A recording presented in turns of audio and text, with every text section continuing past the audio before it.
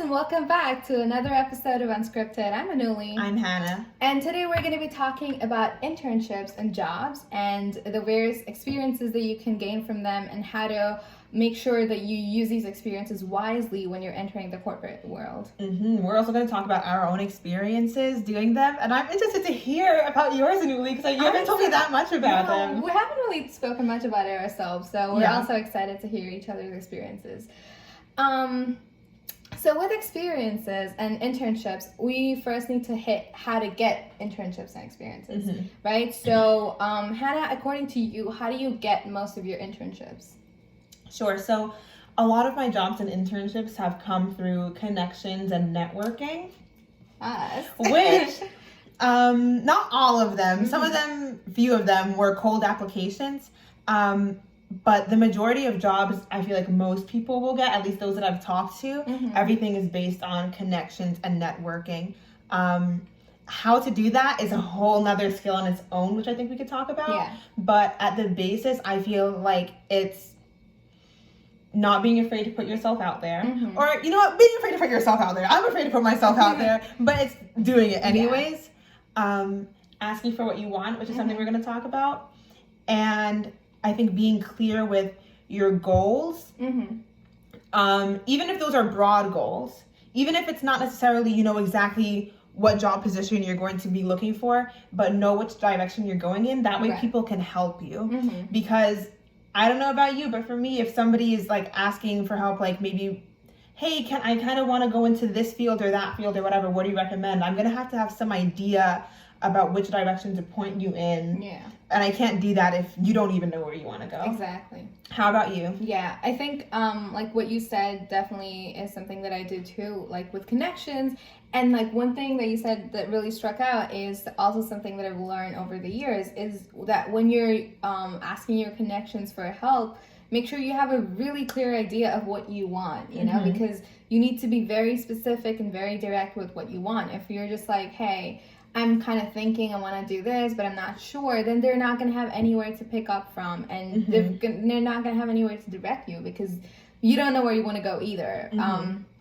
So yeah, that was a great point. For me, a lot of my internships came from like online applications, like looking at websites like Glassdoor and Monster. Yeah. Is that? Yeah, I was like, wait, what is it? I was gonna say Monsters, the INC, but that's no.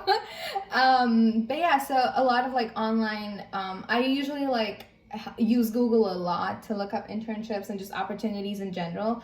And some of my internships came from connections, like professors, especially like if you're a science major, your professors are a big help because most times they're in the field or they know somebody in that field, you know, and working in academia for a really long time, there's so much potential to make connections on such a higher level that they're always a great resource no matter what school you go to. And I think like for people, especially in STEM and also in other fields, thank you. You're welcome. Especially other fields.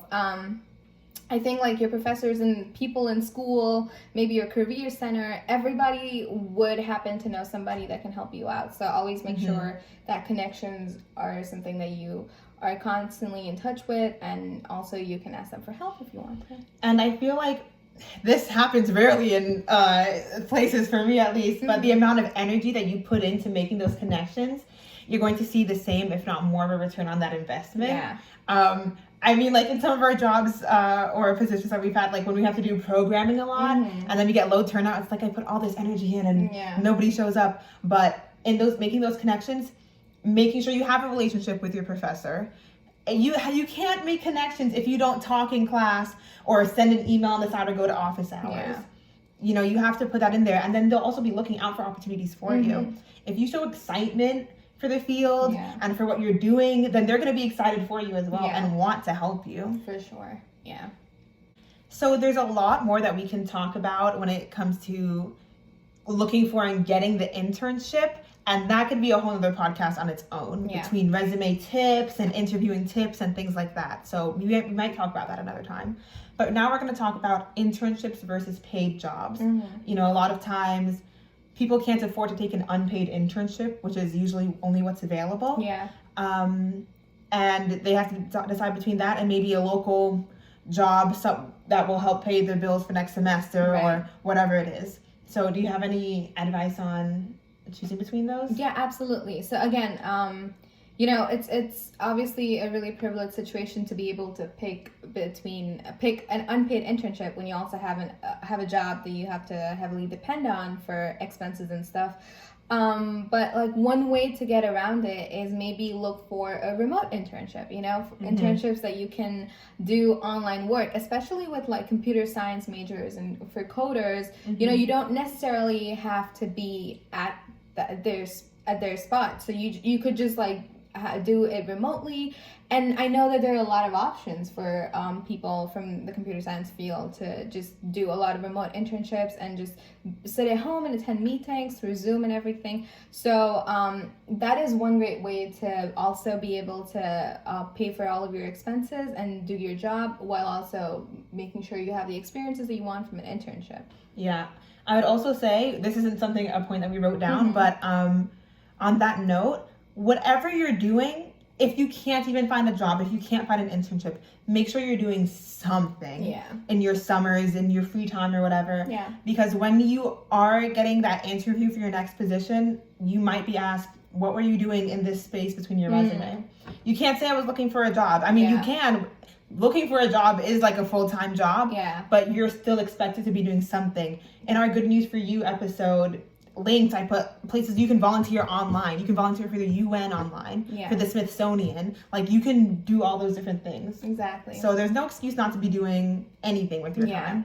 Also, adding on to that a little, there's so many websites online that you can actually, learn from and start your own personal project. For example, if you're an engineer, like you could, spend your summer building something. So when you're asked in an interview, like you said, what did you do? You could talk about what you did, even if it isn't necessarily affiliated to a big company or an organization. The fact that you were active and you were passionate enough to pursue a personal project, there's so much that they can learn about you as a person from that, like you were passionate, you were inspired, you just wanted to do something. And not to mention also the skills that you can get from like building something on your own, Even this podcast, we're like, by doing this, we have something new in the bag, you know? I talk about our podcast like in job interviews all the time, and I've gotten each one. So it's like something that you can talk about, like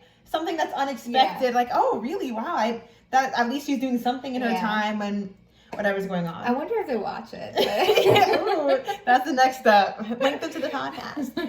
Okay, so another point deciding between an internship and a paid job.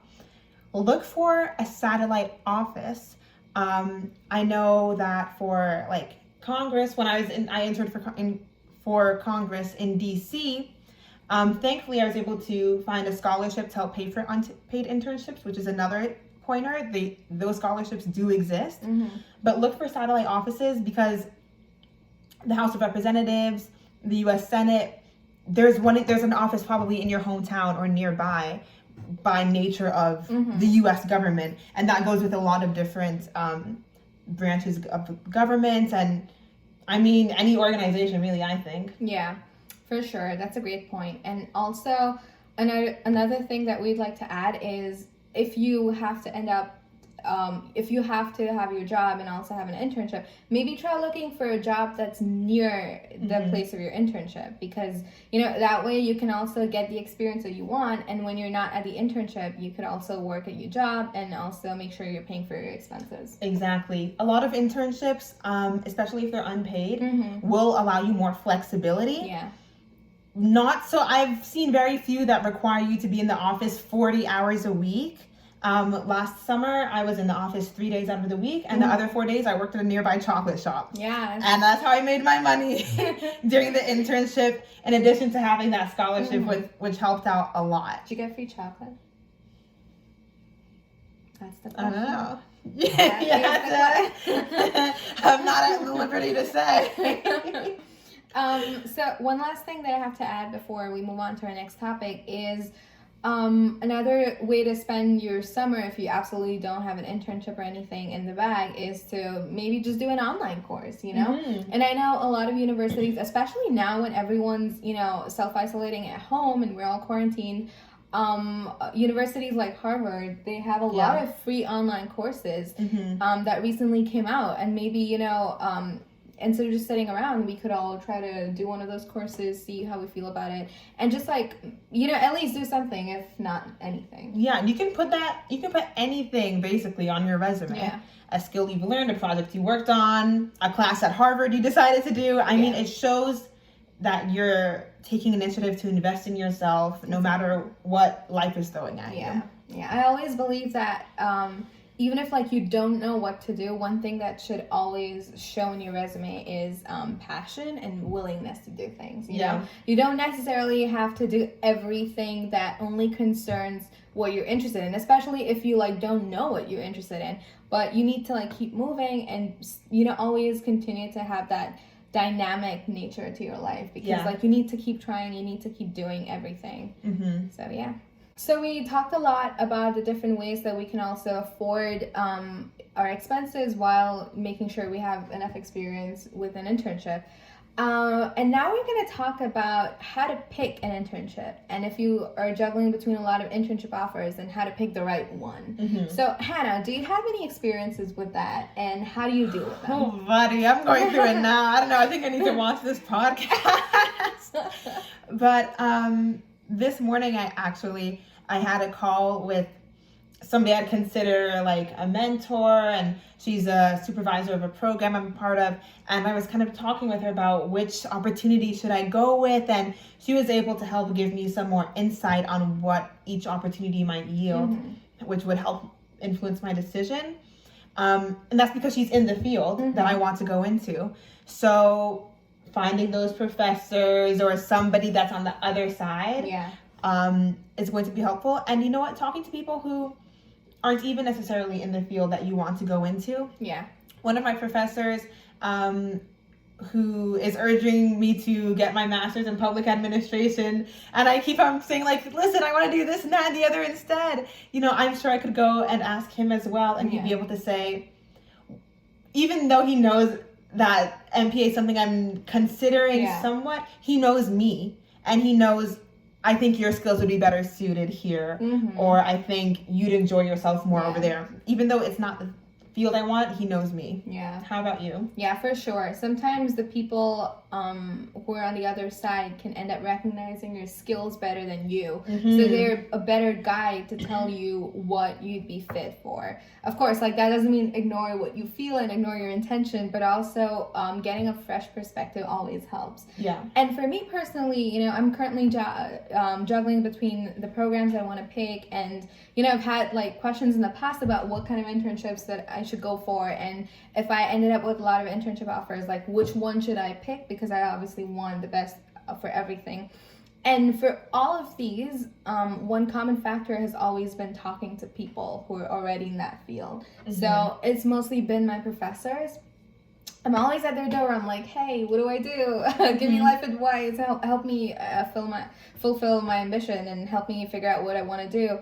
And again, like it's okay to go to them with those questions, you know, because they're here to guide you. They're here for you. So, you know, using them as a resource. And again, like if you have mentors that have, you know, always been guiding you about with life, feel free to reach out to them too, you know, even if it's on LinkedIn or if it's in real life, or somebody, maybe your neighbor even, you know, but somebody that you feel is qualified to give you advice. And just like that really helps for me. And I think also talking to the person that interviewed you or talking to somebody in the organization that you're trying to decide between could be helpful. Ask, what are the day-to-day responsibilities like? If that's not something that you already know, then you can see, is it going to be everything you thought it would be?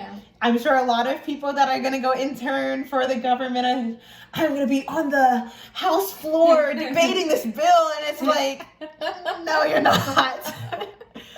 Any YouTube video will show you're at the desk inside for 9 hours, writing on a computer, what you heard at a hearing or a briefing, which is fun. Those are fun things to go to.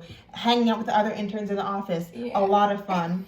But if you go there expecting to shake hands with the president and go get lunch with Speaker of the House Pelosi, like, that's not gonna happen. Oh my God, that's crazy. So know what you're gonna be getting yourself into, you know? I was just picturing a 20-year-old talking about how they influenced the bill, and I was just like, you know what, no. I mean, I'm sure we do influence the bills in some way.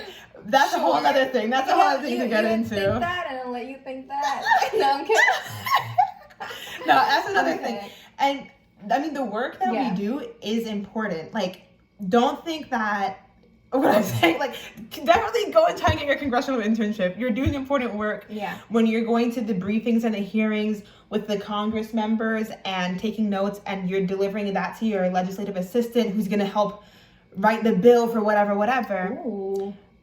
But you won't be on the floor debating the bill. You won't be, like, right there, like, shaking hands with everybody necessarily. Not in my experience, not from what I've seen. It's not impossible, of course, but you know what I mean? Some things, if you're, you know, interning for Vera Wang, like the designer, like you're not necessarily going to be going to Fashion Week in the summer and in the fall. No, you have to go see, talk to someone that's there, what's going to happen for real. And like, going off of what you said, that's where setting personal goals with the internship comes into play. Because, you know, you need to, obviously, you know, you're not going to go shake hands, like you said, with the president. And that shouldn't be your goal either, you know? That's very true. You should have reachable goals. Like, okay, after I do this internship, here's who I envision becoming, you know? Maybe I get better, for me, maybe I get better at tissue culture, or maybe I get better at something else. And if I, you know, if my goal is, oh, I'm going to cure cancer, this is my internship and it's going to be my last because here's why I'm going to be the greatest. That's not going to work, because no matter how better, no matter how much more skilled I become as a human being, as a scientist in the future, I am still not going to be the person that I thought I would be, because my goals are just too high for that internship, you know? So make sure you set realistic goals, but also goals that, you know, force you to be a better person, a better scientist, a better whoever you want to be, and level up as a person. And let your supervisors know your goals at the beginning of, well, I guess it's before you start the internship, because you're deciding now, but let the people that interviewed you know your goals. That way they can say, well, here's really what's going to happen. Like, just so you know, you're really going to be answering phone calls and emails and doing these things for us. It's not necessarily what you're going to think you're going to be able to do. And that could help you decide as well. Yeah. And that's fine too, you know? I guess we can like move on to our next topic with this. I feel like even if you're given the work that you don't necessarily want to do or didn't really expect, but you're stuck with it, like even with answering phone calls all day, somehow when we think about internships, it's mostly not what we want to do. And that's okay, but we also need to learn how to ask for what we want to do. Like, sure, I'm going to do this, but hey, if there's anything else that I can do, anything extra that can help me learn, I'm down for it. And putting yourself out there like that and making sure they know that you're available, you're enthusiastic, will go a long way. Yeah, and know that the skills that you'll be gaining in an internship, even if it's not what you expected, I mean, I knew I was going to be sitting all day answering phone calls and stuff, because that's what the interns do. But that's a skill that other internships are looking for. When I'm applying to my other ones, we need you to have good writing skills and be able to write memorandums and this, that, and the other. Oh yeah, I did that for the congressman's office literally all day. That's what my task was to do every single day I went in, was to sit down and write. Or how to answer phone calls. You have to be professional and polite when you're answering phone calls for constituents who are, the congressman is going to depend on their votes. You know, not everybody can do that. That's not in everybody's nature. So whatever skill you're learning on the job, trust that that is something that is going to be useful later on in life. Exactly. One story that I have that can definitely attest to that is when I was a part of all of these research programs, and I I've been a part of a lot of research programs and a lot of research internships. And every time, the one thing that you're always meant to do is write research papers and do the most basic tasks. But worse than that, I thought like the worst thing for me was to always write these research papers. And I'm like, how many am I supposed to write? Like, it was a research report every other day. And I was just like, you know what? Like, can't do this anymore. And but I still kept going at it. You know, I was giving my 100%. I never complained. But somewhere I was just like, okay, this is like possibly the 200th research report that I wrote. And now when I think about it, it takes me literally like maybe like 40 minutes to write a full-blown research report. Like, it doesn't even take me that long. Yeah. And now I think about it, if I'm gonna have a career in academia, which I'm planning to have, like that skill is so important right now to me, because without that, I would still be writing research papers for like 6 hours, you know? And because like that helps your brain think that way, you know? All of these tasks that you think are so mundane and you just think, oh, it's so repetitive and I don't want to do it anymore. But somehow you don't realize subconsciously that your brain is being shaped. And then when you have to do that again, you're just like, yeah, I know how to do it. Now it's something easy. It's a skill that it's easy peasy for you. Yeah, now I know what to look at. I know what the papers that I'm looking at are going to be, and I know how to paraphrase. So there you go. Yeah. You know, so. And that's just going to prepare you so much more for your next internship. Yeah. When they see somebody that is going to have to learn on the job how to write that research. Yeah. Or somebody that has been doing it for forever now and can do it in 40 minutes. Yeah. So I don't know about you, Anuli, but when I've been new to a job, when I'm the newbie there, I can sometimes feel a little bit intimidated by an intern that was there longer than me, or by people that know what they're doing and I have no idea what's going on. Yeah. So how have you been able to handle that? Oh, well, I just want to say it would be weird if you weren't intimidated, because I guess we've all been there. I've definitely been there. I feel like I make up a lot of scenarios in my head, especially like a couple hours before I'm supposed to report for my first day. And then I'm like, oh no, what's going on? What am I doing? What do I put myself into? And I start going down this spiral, and I'm just like, I'm making up all of these thoughts in my head. And once I get there and I start talking to people, I'm like, okay, they're human beings. It's not that bad. It's okay. And that's how I like talk myself into being comfortable there. And that's something that have always worked for me. So going back to one of our previous podcasts where we talk about self-confidence and faking it till you make it, and how that's kind of our motto. And that's something that always helps me, you know, just like pretending to be confident and tricking our brain into thinking that we're confident. And that sort of eases all the anxiety around it. And second of all, of course there are going to be people that are smarter than you. You know, of course, you're in the wrong room if you think you're the smartest person in the room.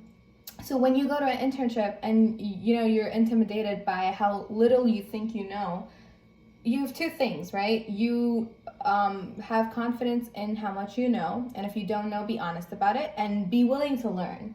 More than you know, appearing to know everything, what's important is that you have the quality of being willing to learn, being open to experiencing new things. And I feel like that's gonna stand out a lot more. And another thing that you could also do is research beforehand about what your internship's gonna be. So for example, if I'm doing research on a specific topic, if it's neuroscience, then I'm gonna spend a week at least, you know, trying to make sure I know everything. And if your internship gives you some sort of a background or a booklet of some sorts where they talk about what are the different things that are going to be covered or anything, you know, make sure you know that inside out. Make sure you're prepared from your side, because one thing is it's going to come off extremely well, you know, everyone loves somebody that's well prepared. And secondly, it's going to help boost your own confidence, because if I know I'm well prepared, then there's no reason for me to be nervous about not knowing something or just nervous about my first day. Yeah. I like what you said about being candid about things that you don't know. Something one of my supervisors told me in the summer was, if you don't know how to do something, ask.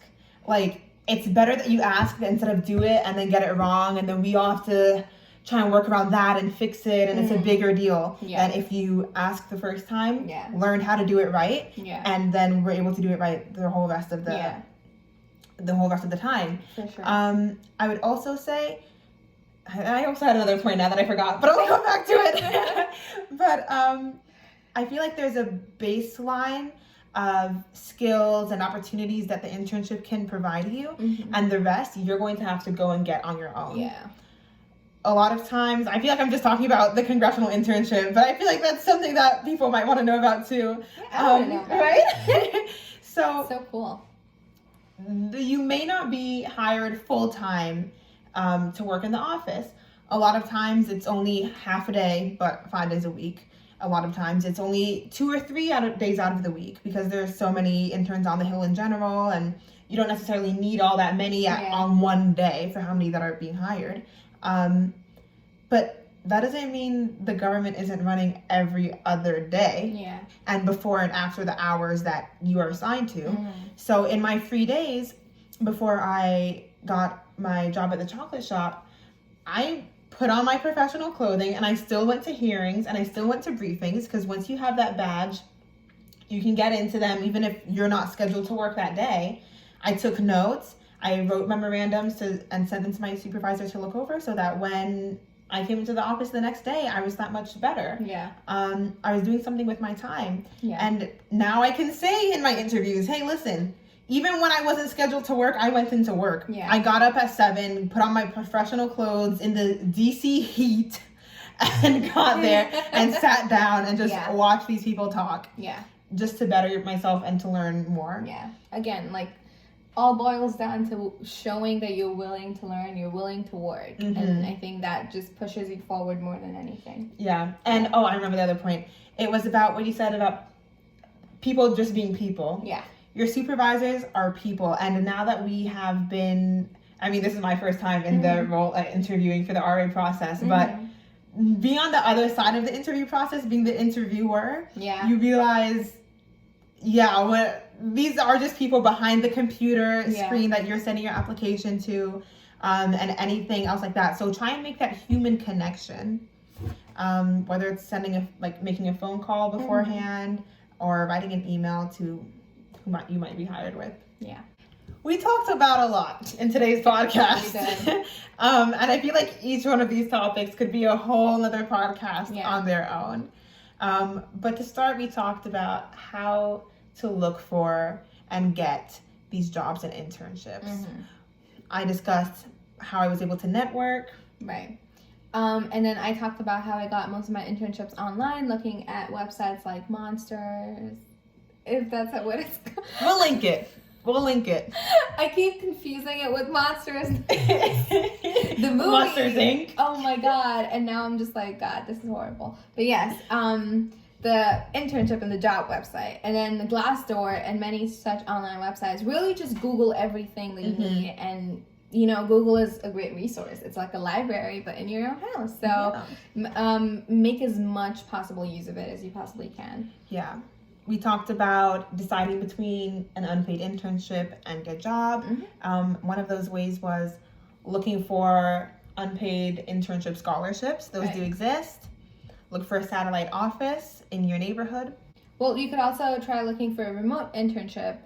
So you could just, be where you are and also have your job and also be able to do the internship and get the experiences that you need.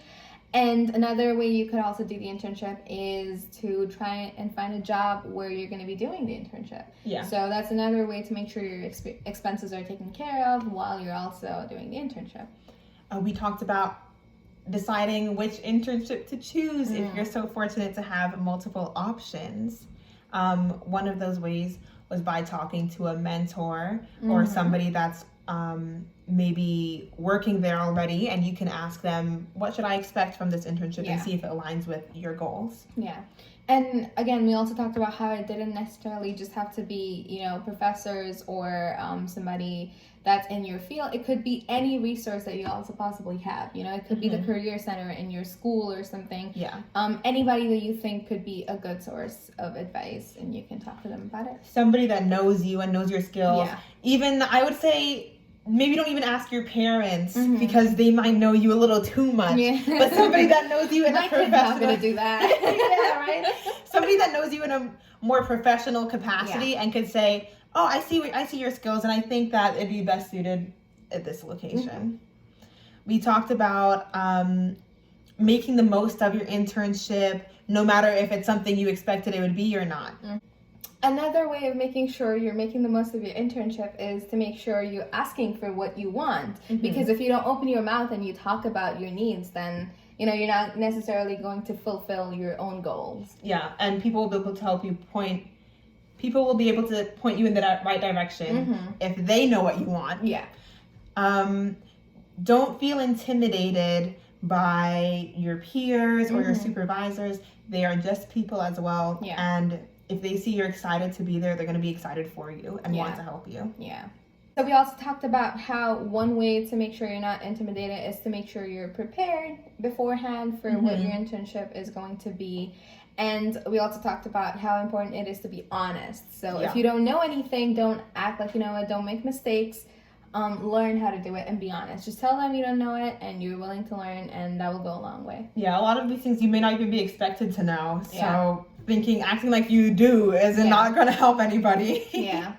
No one likes to know it all. Exactly. Well, so that's it for today, guys. We hope you enjoyed this podcast. My name is Anuli. I'm Hannah. And this has been another episode of Unscripted. Wow.